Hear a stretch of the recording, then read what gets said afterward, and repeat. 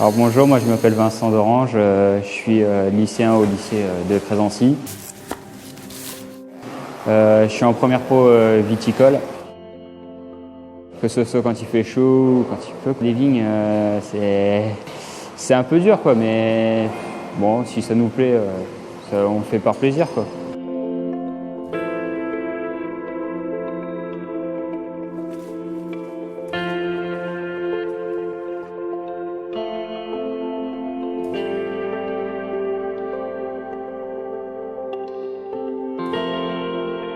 Je suis plutôt né dans une betterave.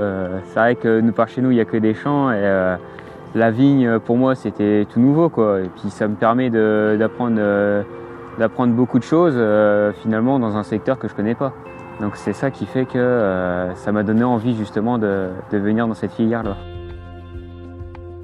Qu'est-ce que j'aime? Je dirais plus aller sur le terrain, apprendre beaucoup de choses, que ce soit manuellement ou physiquement. C'est vraiment quelque chose comme charger le pressoir, il y a plein de techniques à savoir. Après au niveau des vendanges, de la coupe, de la taille, tout ça, il y a plein de trucs à apprendre qui sont vraiment intéressants.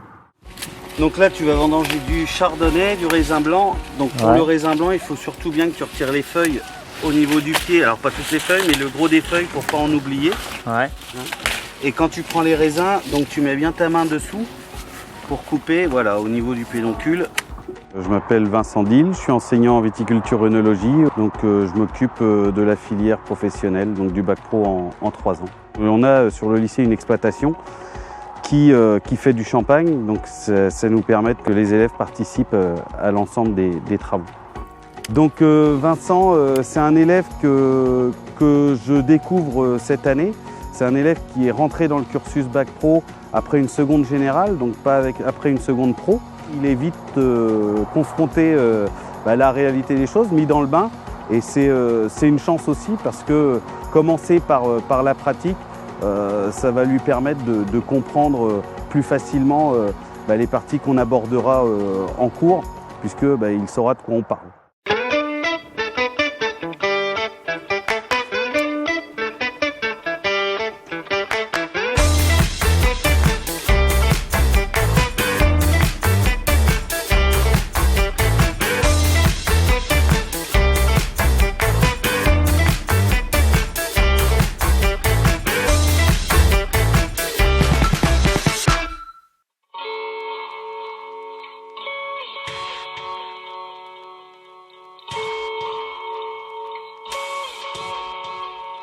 On a rentré 11 000 kilos, donc déjà c'était vraiment très très gros.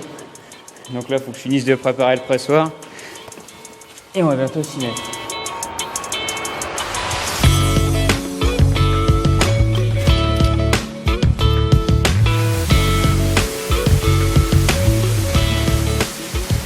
Les caisses sont amenées ici par tracteur ou par fourgon on va dire. Et ensuite on les pèse. Une fois qu'elles sont pesées, on les charge dans le pressoir, on referme le pressoir et le pressoir il presse automatiquement.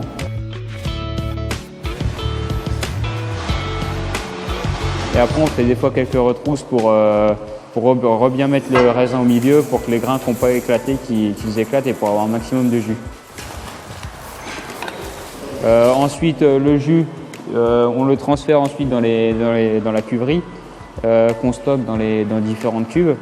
Selon la qualité et le goût du raisin, quoi. En fonction s'il est sucré, s'il n'y est pas, si c'est du pinot meunier, si c'est du chardonnay. Et après, on va le laisser reposer en cave et après retourner les bouteilles avant de le vendre.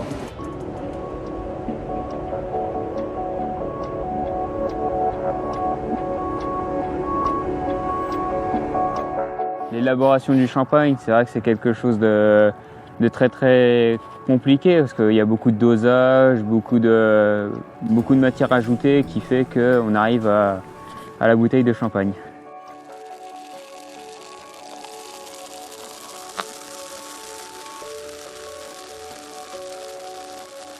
Donc on part de 1070, 1080 et on va descendre à 984. Là, le contrôle que vous allez faire, c'est pour voir, on le fait tous les jours, que chaque fût descend bien en densité. Si 2 jours de suite mon fût est à 1010 par exemple, c'est que la fermentation est arrêtée. C'est pour détecter cela.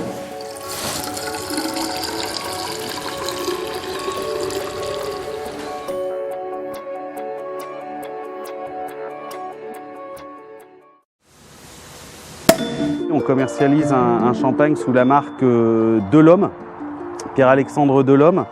Donc cette marque, elle a été choisie il y a quelques années, puisque c'est le nom d'une personne qui a donné en partie les terres à l'État en échange de créer une école.